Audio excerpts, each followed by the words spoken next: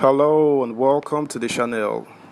On today's raid, I will be talking of the Wike-led G5 governors and if they had finally run out of steam. Not a lot has been heard from the group, especially since after they failed to be true to their word of supporting a rival political candidate and campaigning for him. Wike, as usual on occasions, still pops up here and there every now and again. He even denied making any such promise and said the media was putting words in his mouth.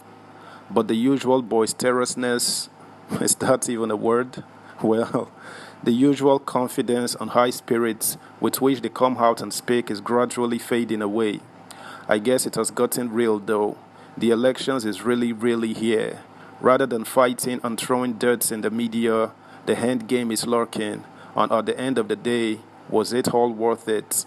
Well, the outcome of this election now ain't gonna tell us who truly were the winners and losers of the whole PDP debacle. Subscribe, like, share, and comment. Thank you. As PDP's G5 group run out of steam. With 11 days to the February 25th presidential election, the five People's Democratic Party PDP governors, otherwise known as G5, appears to have run out of steam in spite of the fact that there is no reconciliation in sight. On February 25, 2023, eligible Nigerian voters will file out to elect a new president who will pilot the affairs of the country for another 4 years after the 8-year reign of President Muhammadu Buhari of the All Progressives Congress (APC). Many Nigerians cannot wait for the elections to come.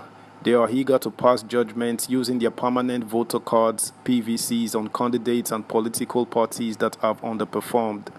While the main opposition party, the PDP, appears to be in a better position to wrestle power from the APC, the crisis within the party, especially with the integrity group of 5 governors known as G5, has made a Herculean task for the party in its determination to win back power from the APC.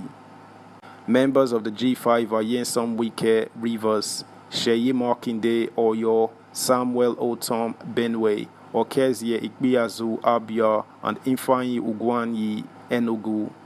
The PDP kicked the relative peace it was enjoying in its fold goodbye when former Vice President Atiku Abubakar emerged as the presidential candidate of the party, and the Delta State Governor, Senator Ifeanyi Okowa, was named as his running mate in June 2022. Subsequently, the party put together a campaign council which included the members of the G5, but the Wike-led G5 team drew the battle line when it pulled out of the campaign council.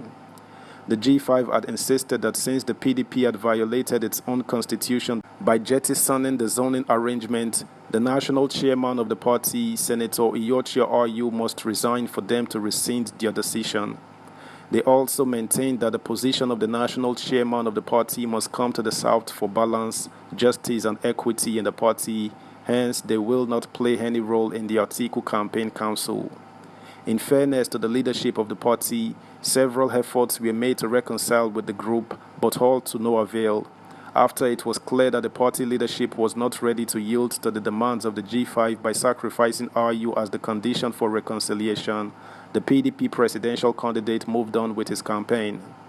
If Dr. Ayu is to be removed from office, it must be done in accordance with the laws that set out the basis for such removal. In any event, you will all recall that the very body that is empowered by law to initiate this removal from office has already passed a vote of confidence on him, Atiku had explained while responding to the calls for RU's resignation. Nevertheless, since the commencement of the presidential campaigns on 28 September 2022, the PDP presidential candidate has visited many states for campaigns and stakeholders meeting, but the G5 have been missing in action. Their refusal to partake in the campaign activities of the party didn't come as a shock because they already made their stand known by insisting on RU's resignation. In one of the press conferences addressed by Wike in the heat of the crisis, he boasted that if he leaves the party would lose the general election. Wike said, "If I leave the party today, the PDP cannot win the general election. If the 5 PDP governors say they are leaving today, We are not just ordinary governors, we are very committed and strong. There is nobody that wants to win an election and still continues the way the PDP leadership are going. More so, the G5 held meetings with the presidential candidate of the APC, Asiwaju Bola TINUBU, and his Labour Party counterpart, Peter Obi, in London, with the hope of striking an accord, but that was not to be. The members of the G5 were unable to reach a compromise on the presidential candidates to support, while some favoured Obi, others favoured TINUBU.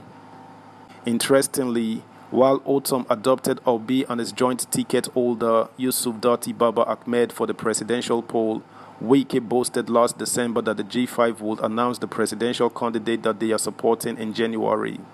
Up till this moment, no announcement has been made in this regard, although there were unconfirmed reports that Wike's loyalists may have pledged their support for APC presidential candidates. No doubt, it's already obvious that the G5 group has run out of steam.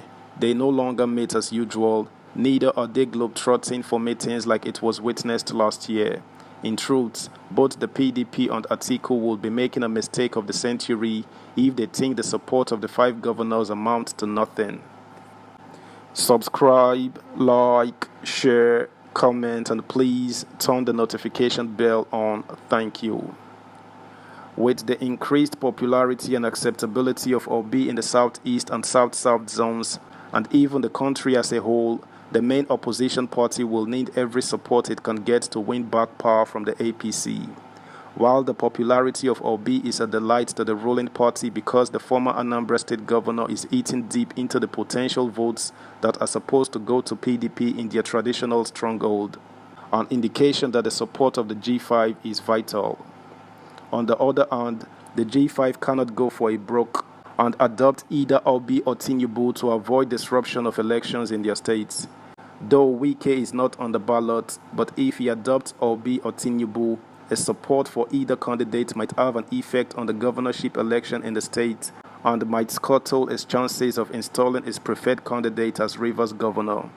The scenario is not so different in Abia, Benue, Enugu, and Oyo if the governors were to back Obi or TINUBU, because it may have a ripple effect on their own interests. In Oyo State, Makinde is seeking re-election as governor, while the trio of Ikpeazu, Ugwanyi, and Otom are contesting for senatorial seats in the National Assembly. That's the news, guys. Thanks for listening. Until next time, bye.